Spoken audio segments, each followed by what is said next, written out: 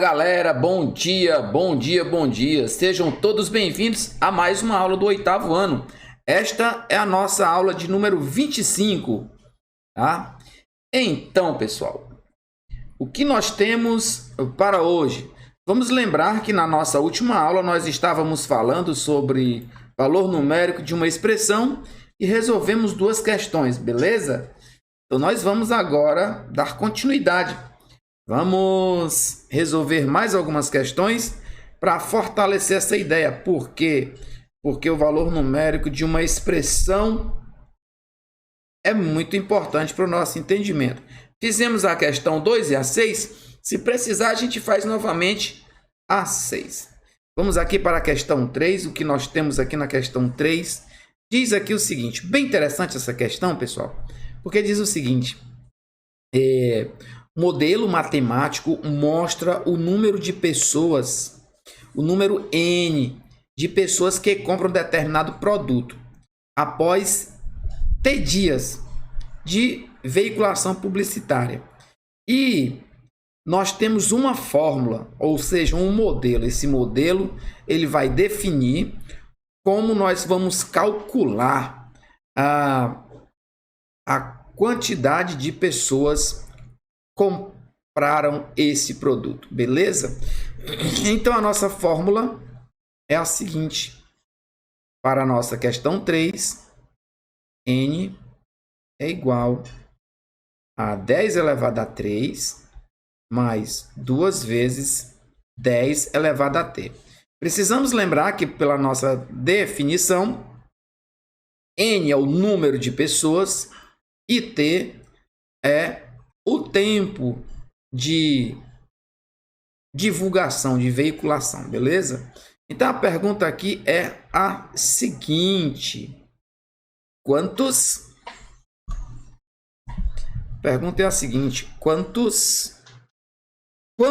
pessoas comprarão o produto após 5 dias, beleza?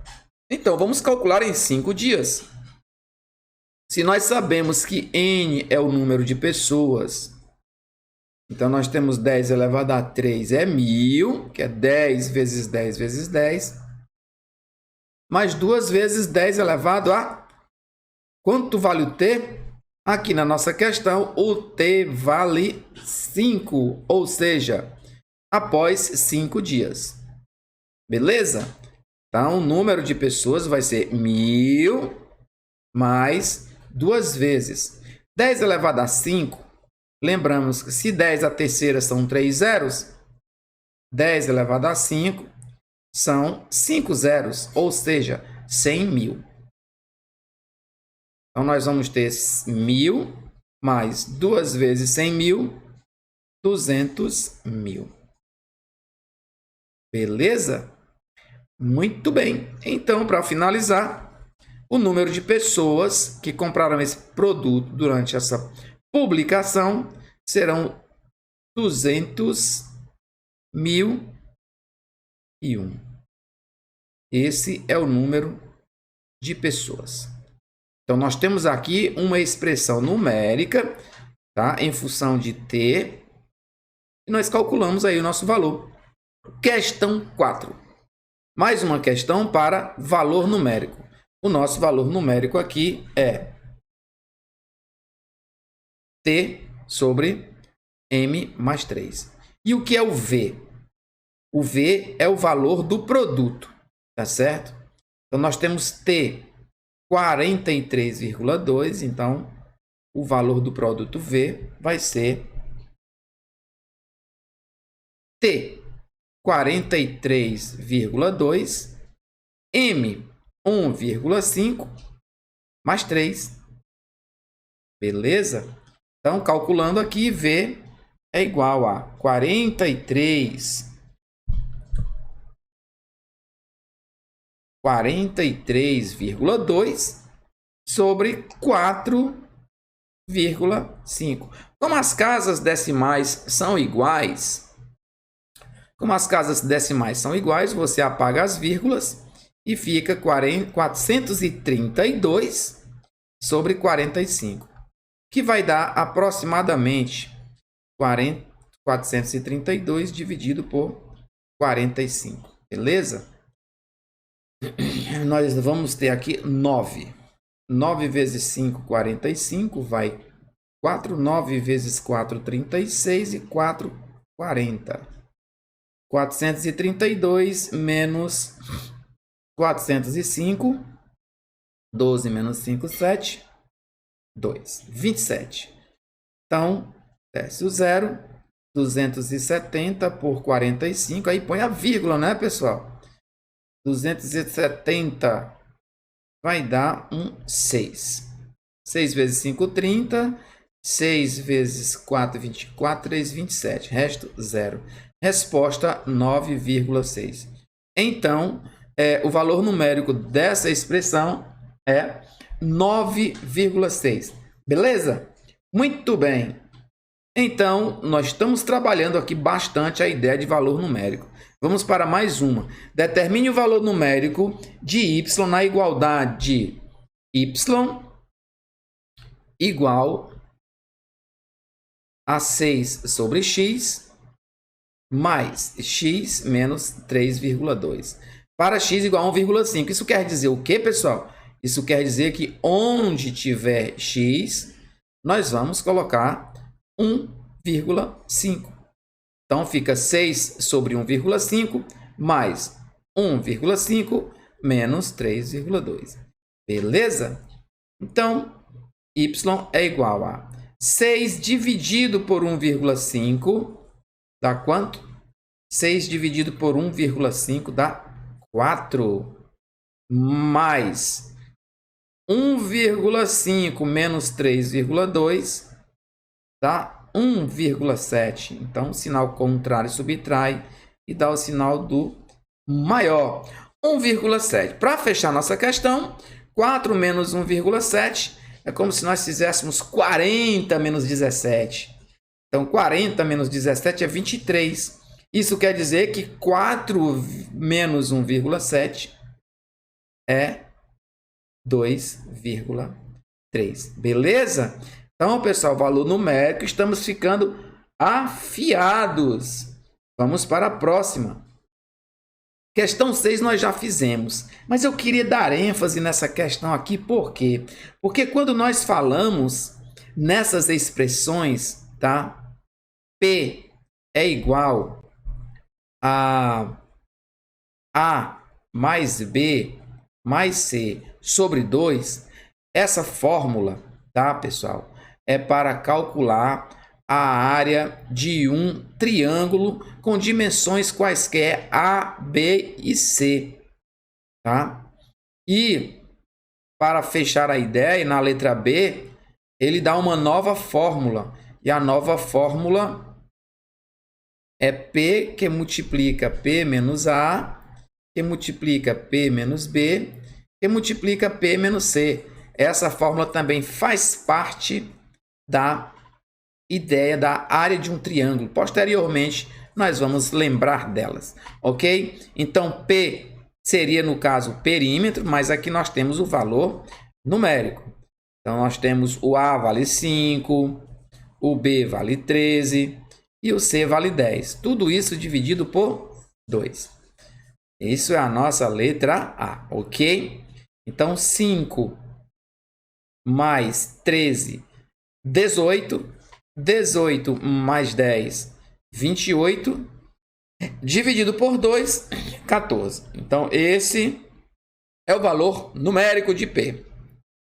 Como nós já temos o valor de P, agora nós podemos calcular o valor da expressão numérica na letra B, porque o P vale 14. Então, 14 vezes 14 menos 5 vezes 14 menos 13 vezes 14 menos 10. Beleza? Muito bem. Então, 14 vezes 14 menos 5, 9. 14 menos 13, 1. 14 menos 10, 4. Então, 14 vezes 9, nós vamos ter aqui 14 vezes 9 vezes 4, 36. Então, 36 vezes 14, 6 vezes 4, 24, vai 2. 4 vezes 3, 12 e 2, 14. 1 vez 6 é 6, 1 vez 3 é 3. Somando tudo, 10 vai 1, 5. A nossa respostinha, 504, é o valor numérico da nossa expressão. Beleza? Então, continuemos na nossa tarefa, no nosso trabalho. Nós temos aqui a questão 7. Coloquei como ênfase a questão 7, porque também é valor numérico, envolvendo outras expressões que podem diversificar o nosso conhecimento. Beleza? Na nossa letra A, nós temos A2 menos 2A sobre raiz quadrada de A. Quando A for igual a 4. Isso quer dizer que onde tiver A, eu vou colocar quanto, pessoal? Vou colocar 4. Então, nós temos 4 elevado a 2 menos 2 vezes 4 dividido por raiz quadrada de 4. Beleza? Então, olha aí o que acontece. 4 ao quadrado, 16. 2 vezes 4, 8. Raiz quadrada de 4, 2. Para finalizar nossa expressão, 16 menos 8 é 8. Dividido por 2, 4. Beleza? Olha aí a nossa respostinha, letra A. E para a nossa letra B, nós vamos usar a expressão m ao quadrado menos 2mn mais n ao quadrado. Lembrando que uma expressão como essa é um produto notável que nós vamos ver posteriormente, tá? No estudo de produtos notáveis. Pois, por enquanto, tomamos apenas como uma expressão numérica, beleza? E nós temos o valor de m, temos o valor de n. Onde tiver m, eu vou colocar quanto? Menos 1. Então, nós temos menos 1 ao quadrado, menos 2 vezes menos 1. E quanto é o n? O n é 1/4, mais 1/4 ao quadrado. Vamos ver o que nós vamos obter aqui. Menos 1 ao quadrado. Vamos lembrar aqui uma regrinha, pessoal. Quando nós temos uma base negativa e um expoente par, o resultado é positivo. Então, menos 1 ao quadrado é 1 vezes 1. 1. E aqui na nossa multiplicação, posteriormente, você joga logo o sinal. Menos por menos dá mais. 2 vezes 1, 2. Vezes 1, 2. Vai dar 2/4. E nós sabemos que 2/4 é 1/2. Beleza? Mais 1/4 ao quadrado é 1 sobre 16. Beleza? Muito bem. Então, a nossa expressão que vamos trabalhar aqui, vamos simplificar esse 2/4 para 1/2. Porque quando você divide aqui por 2 e aqui por 2, 2 dividido por 2 dá 1, 4 dividido por 2 dá 2, beleza? Mais 1 sobre 16. E, professor, agora complicou. Porque quando tem denominador, quando tem fração, o que a gente faz? Vamos trabalhar frações, pessoal. Adição de frações, muito simples. Nós vamos tirar o MMC. E o MMC de 2 e 16 é 16. Olha a regrinha. 16 por 1 dá 16, vezes 1, 16. 16 por 2 dá 8, vezes 1, 8. 16 por 16 dá 1, vezes 1. E finalizamos. 16 mais 8. 24 mais 1, 25. 25 sobre 16. Beleza? Essa é a nossa resposta. Olha aí que maravilha. Valor numérico é um conteúdo top demais. Beleza? Então, amiguinhos, vamos para a próxima. Para finalizar essa parte de valor numérico de uma expressão, pessoal, quero dizer para vocês que nós estudamos anteriormente essa ideia de quando uma fração tem valor numérico real ou quando ela não pode, tá? Aqui diz: determine os valores das variáveis para que as expressões algébricas a seguir não representem valor numérico real. Vocês lembram quando eu falei que quando uma fração não tem valor numérico real, basta que o seu denominador seja nulo? Ou seja, basta que o denominador seja zero. Então, se eu tenho uma fração do tipo, aqui na nossa letra A, x menos 5 sobre x menos 4. Se o meu denominador, x menos 4, for igual a zero, essa expressão ou essa fração não terá valor numérico real. Então, se eu pegar o meu denominador, x menos 4, igual a zero, eu tenho uma equação.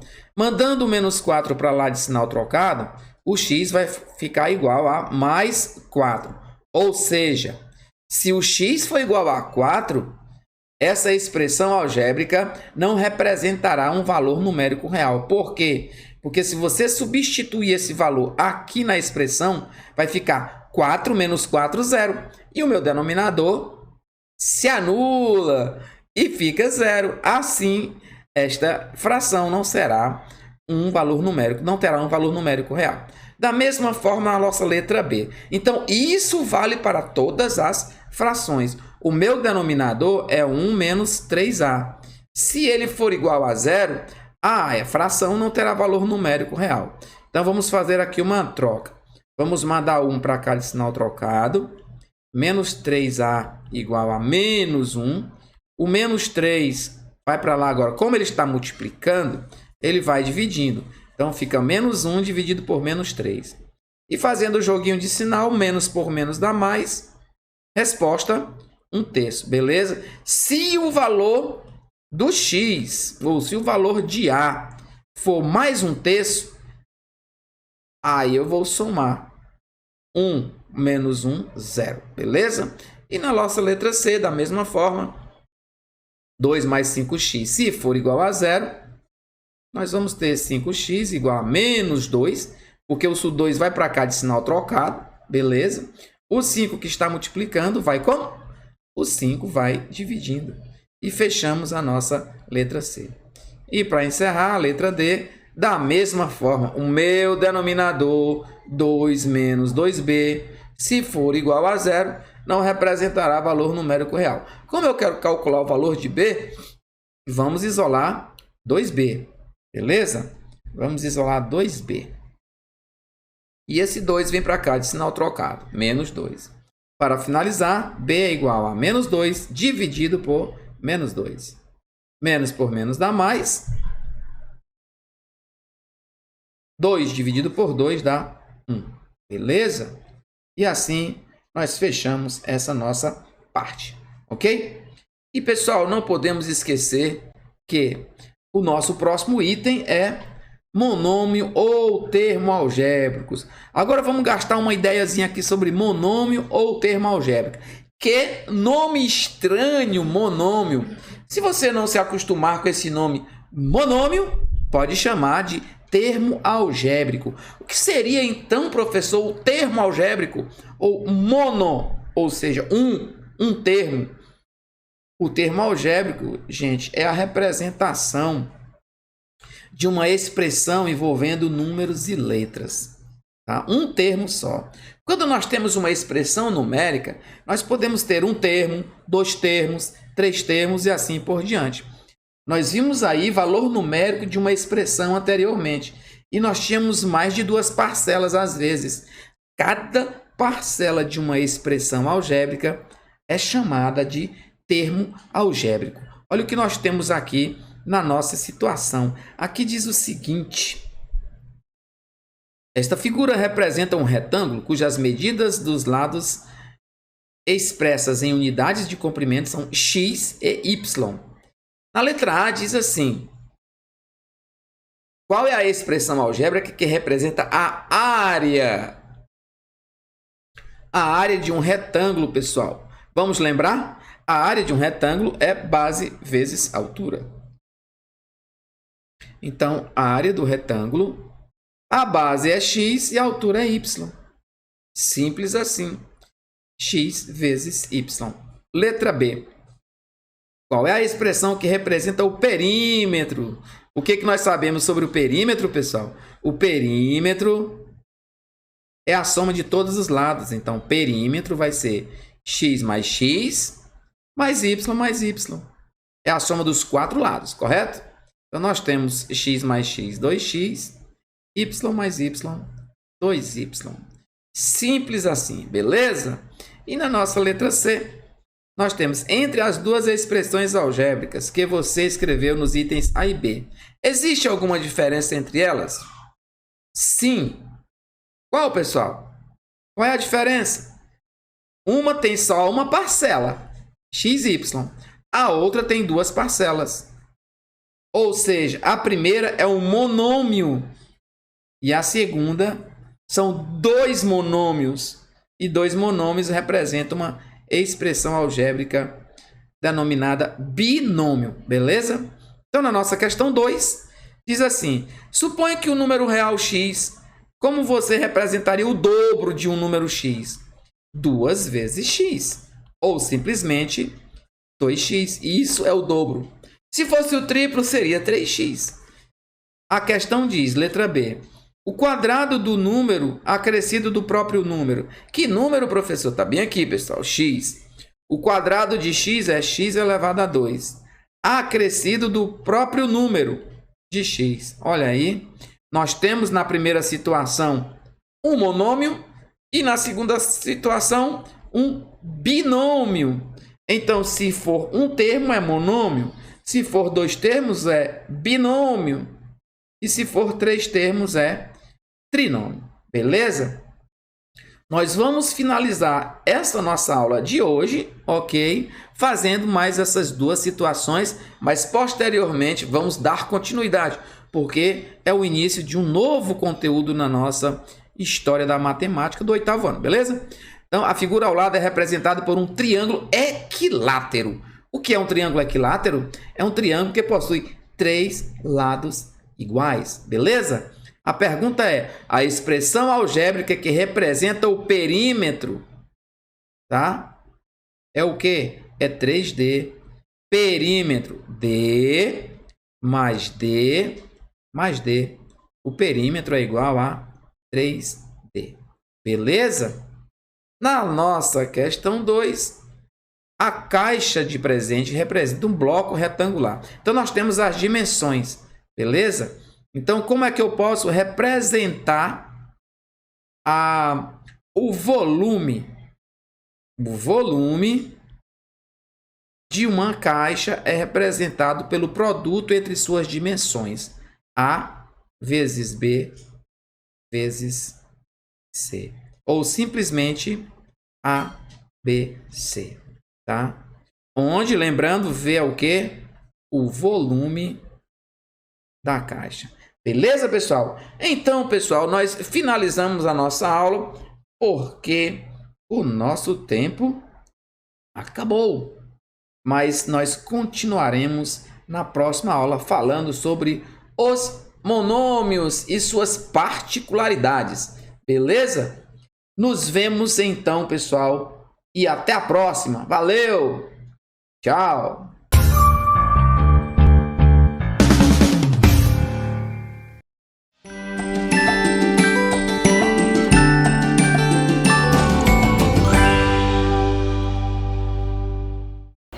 Olá, gente linda de Deus, tudo bem com vocês, meus amores? Eu tenho certeza que sim, tá bom? Professora Vera chegando aqui para aquela nossa viagem semanal pela língua portuguesa, tá bom?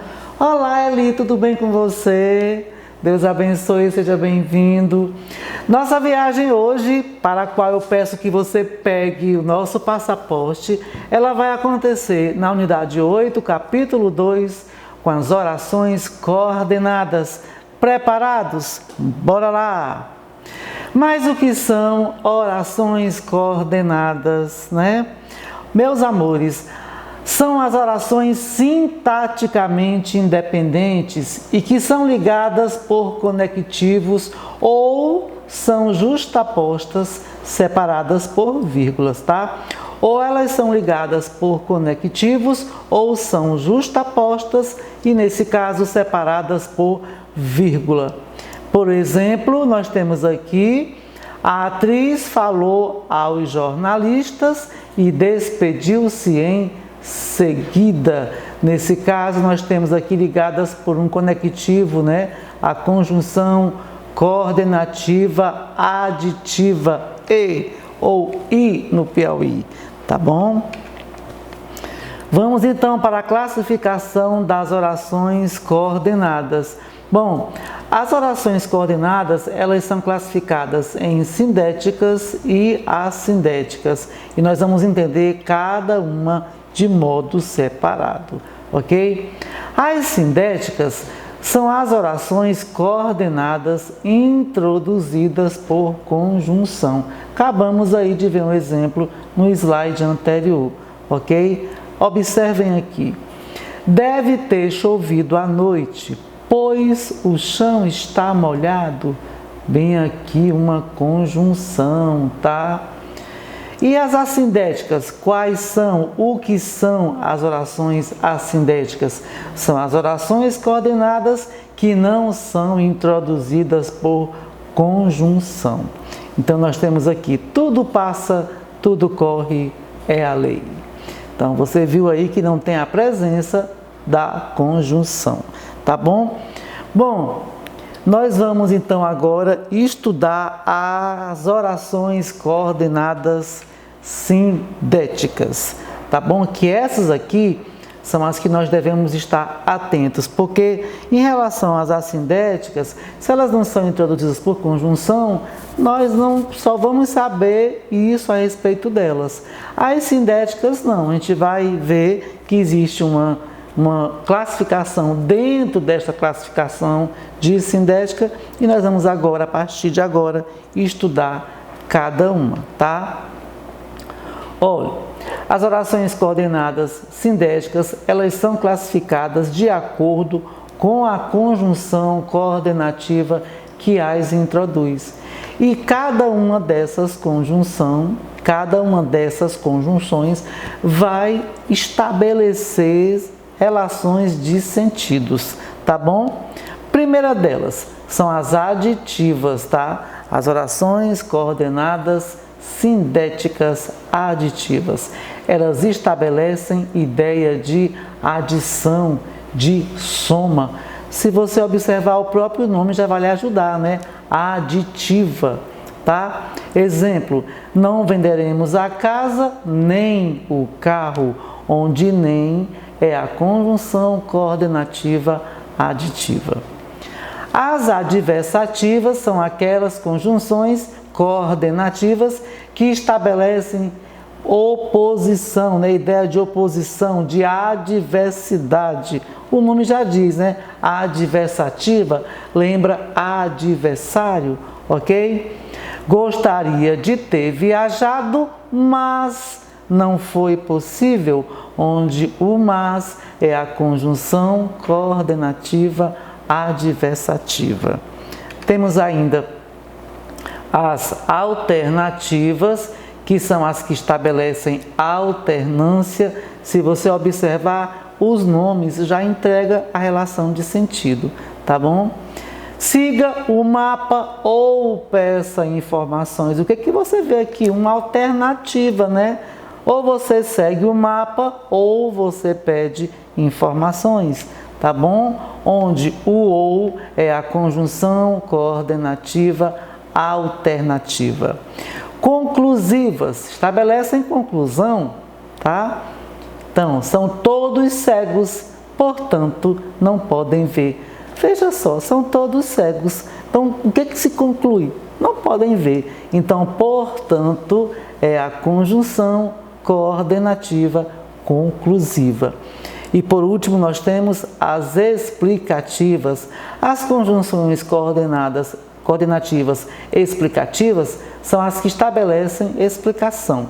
Então, mais uma vez, chamando a atenção de vocês para o fato de que os próprios nomes da classificação das conjunções, né, das orações e das conjunções, consequentemente, já entrega, né, o sentido. É só você estar atento.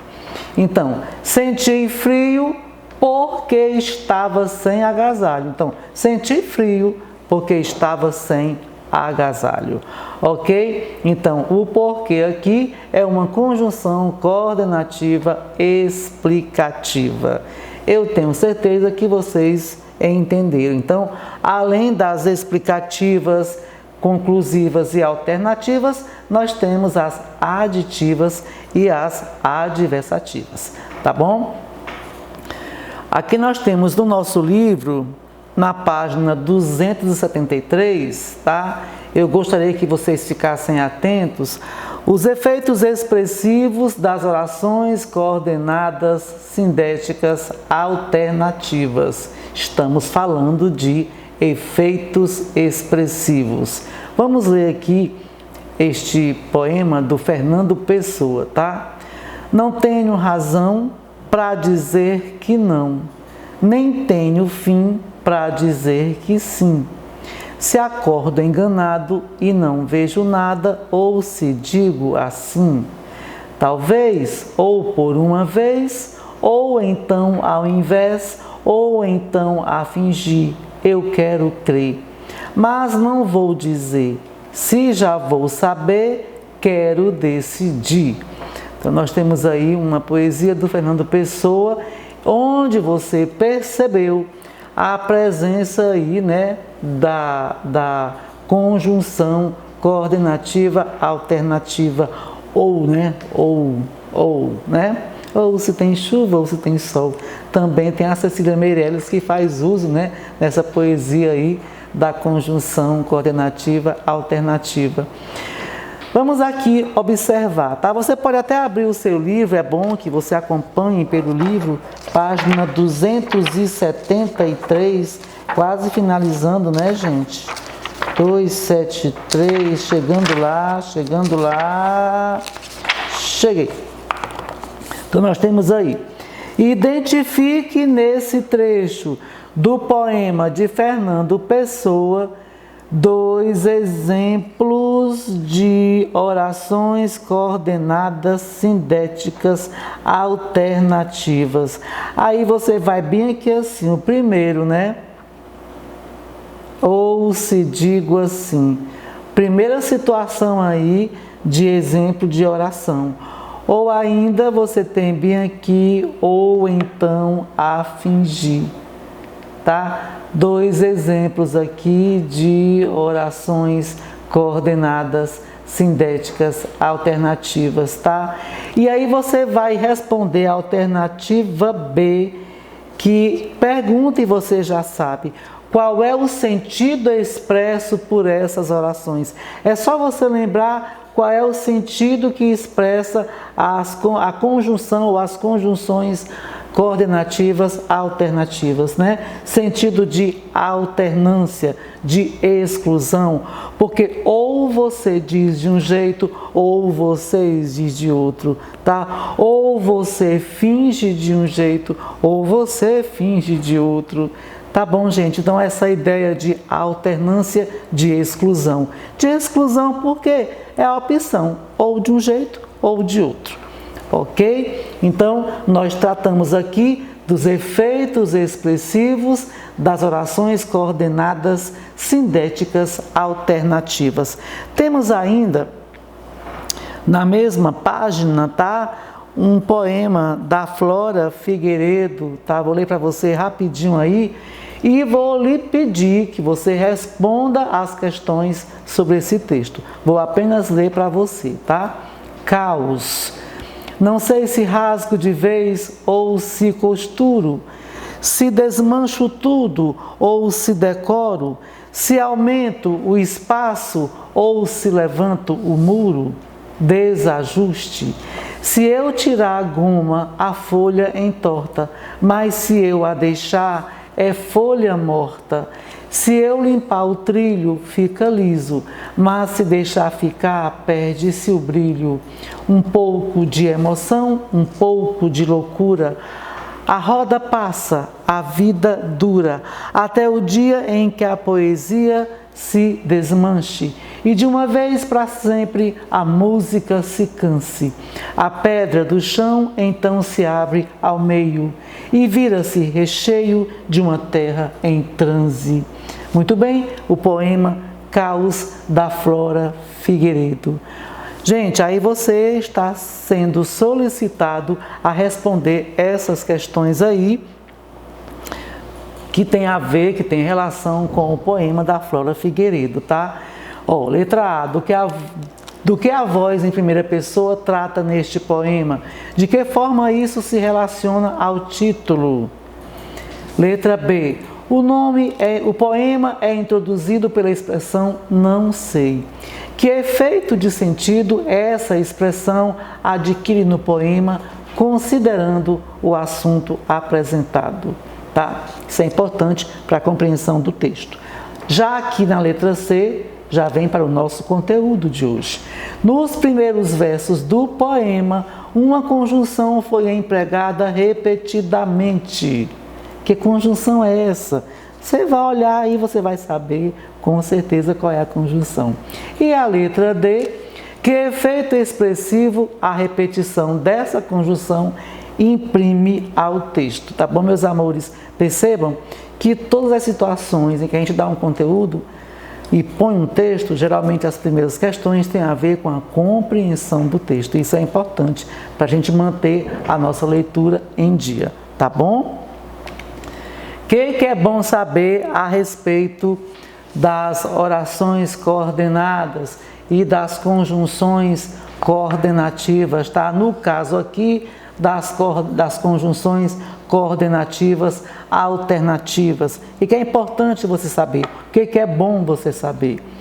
Que ao repetir intencionalmente as conjunções coordenativas alternativas, criam-se efeitos expressivos. Além de indicar alternância ou conclusão, essas conjunções coordenativas alternativas, elas podem sugerir incerteza ou indecisão diante de algo, tá? Então é muito importante quando vocês, a partir de agora, forem ler textos, procurando identificar, por exemplo, o conteúdo de hoje, conjunções coordenativas, atentem para a expressividade que imprimem ao texto as conjunções coordenativas alternativas, o que elas são capazes de provocar, de promover dentro do texto. Tá bom, meus amores?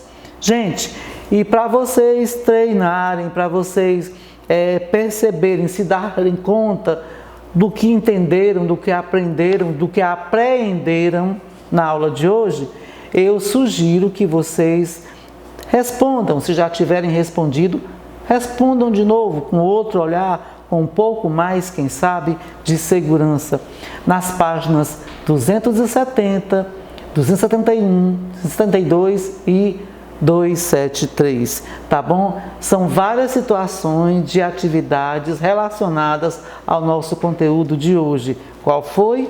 Orações coordenadas e, consequentemente, conjunções coordenativas, não é? Onde nós vimos a classificação, tá? Vimos os efeitos expressivos das conjunções coordenativas alternativas, vimos a classificação das orações coordenadas em sindéticas e assindéticas, ok? Então, aqui nessas páginas, você vai exercitar o que você aprendeu e internalizou hoje, tá bom? E por falar em internalizar, a gente quando fala em internalizar, lembra de quê? Dos boxes, anote aí, tá? Que o nosso livro tem e que são maravilhosos, porque são aqueles resumos colocados em boxes, onde vocês vão fazer uma nova leitura e vão ver de uma forma resumida o conteúdo visto a cada unidade, a cada capítulo, tá bom? Combinado? Bora ler? Sempre é. Quanto mais você lê, sabe, você aprende a ler. Então sempre é bom a gente ler. Tá bom, gente? Só se aprende a ler lendo. E lendo, a gente internaliza os conteúdos. Tá bom, meus queridos? Gente, estamos ficando por aqui, tá? Eu e o Eli, até rimou. mas com a certeza de que voltamos na semana que vem para essa nossa viagem semanal pela língua portuguesa. Pandemia não acabou, tá? Continuemos fazendo a nossa parte e assim juntos com Deus vamos vencer tudo isso. Fiquem com Deus, até semana que vem. Tchau!